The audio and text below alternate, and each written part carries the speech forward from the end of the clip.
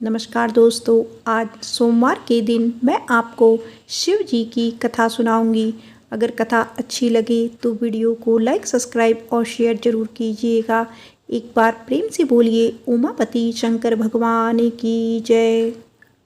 बहुत समय पहले वात्सलकल नामक गांव में बिंदु नाम का एक ब्राह्मण रहता था। वह अधर्मी, दुरात्मा और महापाप था। उसकी स्त्री बहुत सुंदर, उसका नाम चंचला था। वह सदा उत्तम धर्म का पालन करती थी, परंतु बिंदु वैश्यागामी था। इस तरह कुकर्म करते हुए बहुत समय व्यतीत हो गया। उसकी स्त्री काम से पीड़ित होने पर भी धर्मनाश के भय से कलेश सहन कर भी काफी समय तक धर्म भ्रष्ट नहीं हुई, परंतु आगे चलकर वह भी अपने दुराचारी पति के आचरण से प्रभावित होकर दुराचारी और अपने धर्म से विमुख हो गई। इस तरह दुराचार में डूबी हुई उन पति पत्नी का बहुत समय व्यतीत हो गया। वैश्यागामी, दूषित बुद्धि वाला वह दुष्ट ब्राह्मण बिंदुकुरी के दुखों को भोगकर वह मूढ़ बुद्धि पापी विद पर्वत पर भयंकर पिशाच हुआ। उधर उस दुराचारी बिंदु के जाने पर चंचला नामक स्त्री बहुत समय तक पुत्रों के साथ अपने घर में रहती रही। पति की मृत्यु के बाद वह भी अपने धर्म से गिरकर पर पुरुषों का संग करने लगी। सती विपत्ति में भी अपने धर्म का पालन करना नहीं छोड़ती। यही तो तप है। कठिन तो होता है, लेकिन इसका फल मीठा होता है। एक दिन देव योग से किसी पुण्य पर्व के आने पर वह अपने भाई बंधुओं के साथ गोकर्ण क्षेत्र में गई। उसने तीर्थ के जल में स्नान किया और जनों के साथ यहाँ वहाँ घूमने लगी। वह एक देव मंदिर में गई। वहाँ उसने एक ब्राह्मण के मुख से भगवान शिव की परम पवित्र एवं मंगलकारी कथा सुनी। ब्राह्मण कह रहे थे कि जो स्त्रियां व्यभिचार करती हैं वे मरने के बाद यमलोक जाती हैं। तब यमराज के दूत उन्हें तरह तरह से यातनाएं देते हैं। वे उनके कामागर के डंडों से दागते हैं, तप्त लौह के डंडों से उनका संस्कार कराते हैं। यह सारे दंड इतनी वेदना देने वाले होते हैं कि जीव पुकार पुकार कर कहता है कि अब वह ऐसा नहीं करेगा, लेकिन यमदूत उसे छोड़ते नहीं हैं। कर्मों का फल तो सभी को भोगना पड़ता है। देव, ऋषि, मनुष्य सभी इससे बंधे हुए हैं। ब्राह्मण के मुख से यह वैराग्य बढ़ाने वाली कथा सुनकर चंचला भय से व्याकुल हो गई। कथा समाप्त होने पर सभी लोग वहां से चले गए। तब कथा वाचने वाले ब्राह्मण से चंचला ने कहा, हे ब्राह्मण, धर्म को ना जानने के कारण मेरे द्वारा बहुत बड़ा दुराचार हुआ है। स्वामी, मेरे ऊपर कृपा कर मेरा उद्धार कीजिए। आपके प्रवचन को सुनकर मुझे इस संसार से वैराग्य हो गया है। मैं मूढ़चित्त वाली पापिनी को धिक्कार है। मैं निंदा के योग्य हूँ। मैं बुरे विषयों में फंसकर अपने धर्म से विमुख हो गई थी। कौन मुझ जैसी मार्ग में मन लगाने वाली पापिनी का साथ देगा? यमदूत मेरे गले में फंदा डालकर मुझे बांध कर ले जाएंगे और नरक में मेरे शरीर के टुकड़े टुकड़े करेंगे। तब मैं कैसे उन महायातनाओं को सहन कर पाऊंगी? मैं सब प्रकार से नष्ट हो गई हूँ। अभी तक मैं हर तरह से पाप में डूबी रही हूँ। हे ब्राह्मण, आप मेरे गुरु हैं, आप ही मेरे माता पिता हैं। मैं आपके शरण में आई हूँ। मुझ अबला का अब आप उद्धार कीजिए। इस प्रकार विलाप करती हुई चंचला ब्राह्मण देवता के चरणों में गिर पड़ी। तब ब्राह्मण ने उसे कृपा पूर्वक उठाया और इस प्रकार कहा, नारी, तुम सौभाग्यशाली हो जो भगवान शंकर की कृपा से तुमने वैराग्यपूर्ण यह कथा सुनी है और कथा को सुनकर समय से अपनी गलती का एहसास कर लिया है। तुम डरो मत और भगवान शिव की शरण में जाओ। उनकी परम कृपा से तुम्हारी सभी पाप नष्ट हो जाएंगे।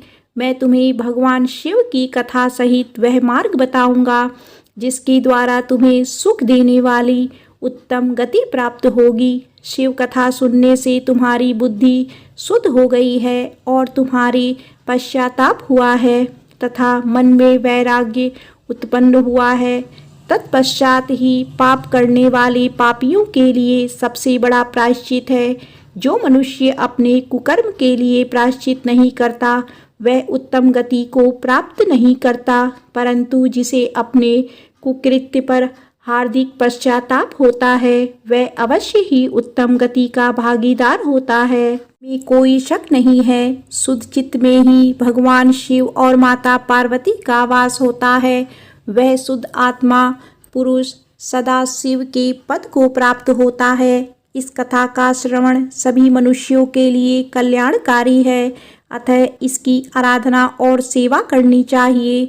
हे ब्राह्मण पत्नी, तुम अन्य विषयों से अपने मन को हटाकर भगवान शंकर की इस परम पावन कथा को सुनो। इससे तुम चित्त की शुद्धि होगी और तुम्हें मोक्ष की प्राप्ति होगी। जो मनुष्य निर्मल हृदय से भगवान शिव के चरणों का चिंतन करता है उसकी एक ही जन्म में मुक्ति हो जाती है। यह कहकर वे ब्राह्मण चुप हो गए। उनका हृदय करुणा से भर गया। वे ध्यान में मग्न हो गए। ब्राह्मण का यह उपदेश सुनकर चंचला के नेत्रों में आनंद के आंसू छलक आई। वह हर्ष भरे हृदय से ब्राह्मण देवता के चरणों में गिर गई और हाथ जोड़कर बोली, मैं कृतार्थ हो गई। हे ब्राह्मण, शिव भक्तों में श्रेष्ठ स्वामी आप धन्य हैं। आप परमार्थदर्शी हैं और सदा परोपकार में लगे रहते हैं।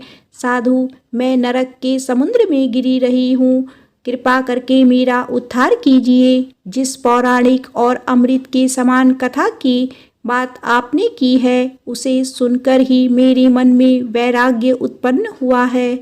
इस अमृतम कथा को सुनने के लिए मेरे मन में बड़ी श्रद्धा हो रही है। कृपया आप मुझे उसे सुनाएं। सुनने की इच्छा मन में लिए हुई चंचला उस ब्राह्मण देवता की सेवा में वहीं रहने लगी। उस गोकर्ण नामक महाक्षेत्र में उन महान ब्राह्मण देवता के मुख से चंचला भगवान शिव की भक्ति, ज्ञान और वैराग्य बढ़ाने लगी और मुक्ति देने वाली परम उत्तम कथा सुनकर कृतार्थ हुई। उसका चित्त शुद्ध हो गया।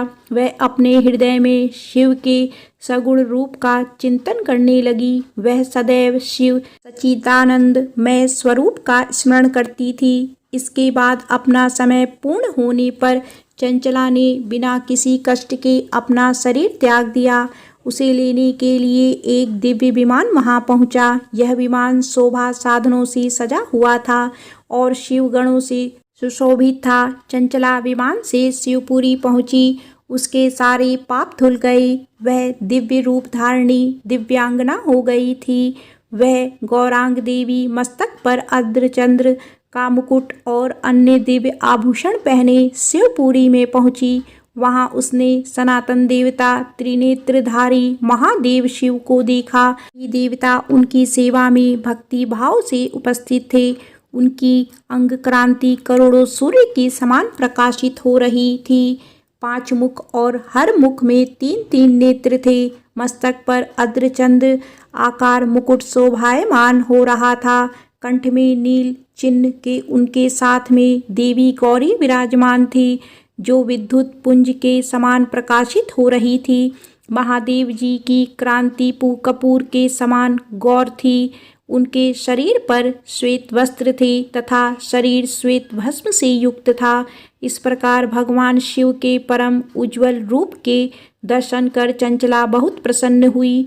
उसने भगवान शिव को बारंबार प्रणाम किया और हाथ जोड़कर प्रेम, आनंद और संतोष से युक्त होकर विनती भाव से खड़ी हो गई। उनके नेत्रों से आनंद के आंसुओं की धारा बहने लगी। भगवान शंकर और भगवती गौरी उमा ने करुणा के साथ सौम्य दृष्टि से देखकर चंचला को अपने पास बुलाया। गौरी उमा ने उसे प्रेम पूर्वक अपनी सखी बना लिया। चंचला सुखपूर्वक भगवान शिव के धाम में उमा देवी की सखी के रूप में निवास करने लगी। एक दिन चंचला आनंद में मग्न उमा देवी के पास गई और दोनों हाथ जोड़कर उनकी इस स्तुति को करने लगी। हे गिरिजाराज नंदिनी स्कंद माता उमा, आप सभी मनुष्यों एवं देवताओं द्वारा पूजित तथा समस्त सुखों को देने वाली हैं। आप शंभु प्रिया हैं, आप ही सगुणा और निर्गुणा हैं। हे सचीना आनंद स्वरूपा, आप ही प्रकृति की पोषक हैं। हे माता, आप ही संसार की सृष्टि पालन और संहार करने वाली हैं। इस प्रकार सद्गति प्राप्त चंचला देवी की स्तुति कर शांत हो गई। उनकी आंखों में प्रेम की आंसू उमड़ आए।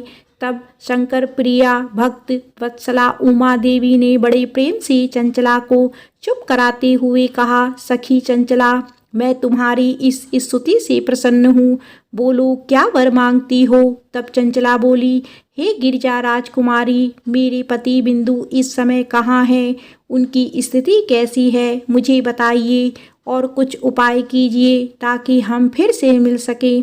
हे महादेवी, मेरे पति एक शूद्र जाति वैश्या के प्रति आसक्त थे और पाप में ही डूबे रहते थे।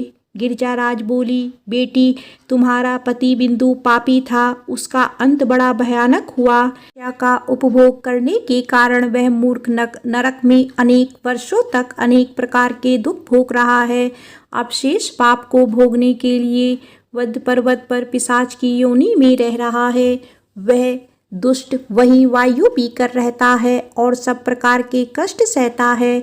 गौरी देवी की यह बात सुनकर चंचला अत्यंत दुखी हो गई।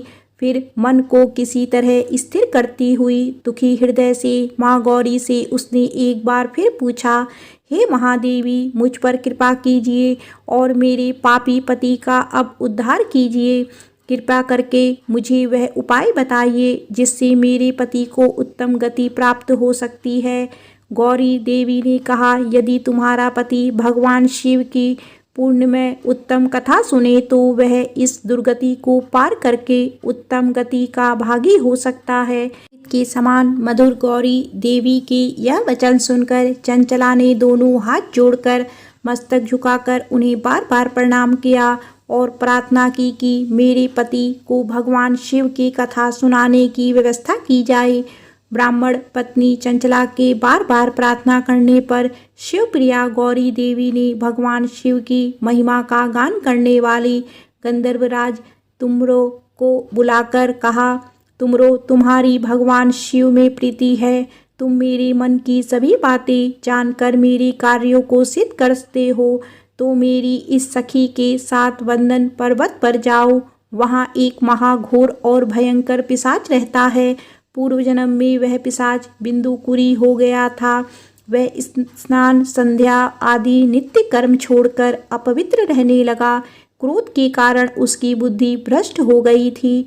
दर्जनों से उसकी मित्रता तथा सज्जनों से द्वेष बढ़ गया था। अस्त्र शस्त्र से हिंसा करता, लोगों को सताता और उनके घरों में आग लगाता देता था। चांडाल से दोस्ती करता और वह रोज वैश्या के पास जाता था। पत्नी को त्याग कर दुष्ट लोगों से दोस्ती कर उन्हीं के संपर्क में रहता था। वह मृत्यु तक दुराचार में फंसा रहा। मृत्यु के बाद उसे पापियों के भोग स्थान यमपुरी में ले गए। वहाँ घोर नरक को सहकर इस समय वह विद पर्वत पर पिशाच बनकर रह रहा है और पापों का फल भोग रहा है। तुम उसके सामने परम पुण्य पापों का नाश करने वाली भगवान शिव की दिव्य कथा का प्रवचन करो। इस कथा के सुनने से उसका हृदय सभी पापों से मुक्त होकर शुद्ध हो जाएगा और वह प्रेत योनि से मुक्त हो जाएगा। दुर्गति से मुक्त होने पर उस बिंदु नामक पिशाच को तुम विमान पर बिठाकर भगवान शिव के पास ले आना। माँ उमा का आदेश पाकर गंधर्वराज तुमर प्रसन्नता पूर्वक अपने भाग्य की सराहना करते हुए चंचला को साथ लेकर विमान से पिशाच के निवास स्थान विद पर्वत पर गया। वहां पहुंचकर उसने विशाल आकृति वाले पिशाच को देखा। उसका शरीर विशाल था, उसकी ठोड़ी बड़ी थी। वह कभी हंसता, कभी रोता, कभी उछलता था। महाबली तुमर ने बिंदुकरी के पश्चात तुमर ने कथावाचक के लिए स्थान तलाश कर मंडप की रचना की। शीघ्र ही इस बात का पता लोगों को चल गया कि एक पिशाच के उद्धार हेतु देवी पार्वती की आज्ञा से तुमर भगवान शिव की कथा सुनाने वंदन पर्वत पर आया है। कथा को सुनने के लोभ से बहुत से देवर्ष वहां पहुंच गए। सभी को आदर पूर्वक स्थान दिया गया। पिशाच बिंदु को आसन पर बिठाया गया और तब तुमर ने परम उत्तम भगवान शिव की अमृत कथा का गान शुरू किया, जिसे सभी श्रोता कृतार्थ हो गए। परम पुण्य कथा को सुनकर पिशाच सभी पापों से मुक्त हो गया और उसने पिशाच शरीर का त्याग कर दिया। शीघ्र ही उसका रूप दिव्य हो गया। उसका शरीर गौर वर्ण का हो गया। शरीर पर श्वेत वस्त्र और पुरुषों के आभूषण आ गए। इस प्रकार दिव्य देहधारी होकर बिंदु अपनी पत्नी चंचला के साथ स्वयं भी भगवान शिव का गुणगान करने लगा। उसे दिव्य रूप में देखकर सभी को बहुत आश्चर्य हुआ। उसका मन परम आनंद से परिपूर्ण हो गया। सभी भगवान महेश्वर के अद्भुत चरित्र को सुनकर कृतार्थ होकर उनका यशोगान करते हुए अपने अपने धाम को चले गए। बिंदु अपनी पत्नी चंचला के साथ विमान में बैठकर शिवपुरी की ओर चल दिया। महेश्वर के गुणों का गान करता हुआ बिंदु अपनी पत्नी चंचला और तुमर के साथ शीघ्र ही शिवधाम पहुंच गया। भगवान शिव और देवी पार्वती ने उसे अपना पार्षद बना लिया। दोनों पति पत्नी सुखपूर्वक भगवान महेश्वर एवं देवी गौरी के श्री चरणों में अविचल निवास पाकर धन्य हो गए। एक बार प्रेम से बोलो उमापति शंकर भगवान की जय।